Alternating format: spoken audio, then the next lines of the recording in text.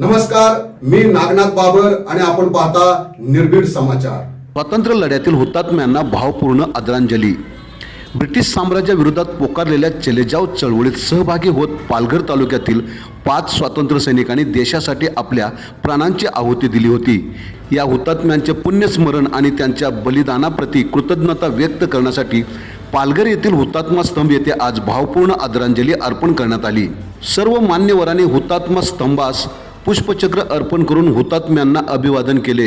1942च्या स्वातंत्र्य लढ्यात याच दिवशी हुतात्मे प्राप्त झालेल्या काशीनाथ हरी पागधरे, सातपाटी, गोविंद गणेश ठाकूर नांदगाव, रामप्रसाद भीमाशंकर तिवारी पालघर, सुकूर गोविंद मोरे सालवड आणि रामचंद्र महादेव चुरी मुरबे यांच्या स्मृतींना यावेळी उजाळा देण्यात आला।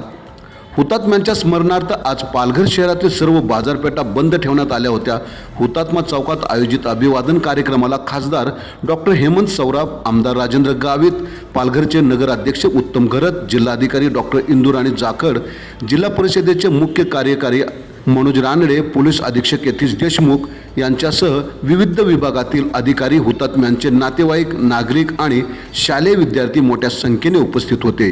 देशाच्या स्वातंत्र्यासाठी बलिदान देणाऱ्या या हुतात्म्यांच्या त्यागाचे स्मरण करत उपस्थितांनी त्यांच्या शौर्याला विनम्र अभिवादन केले।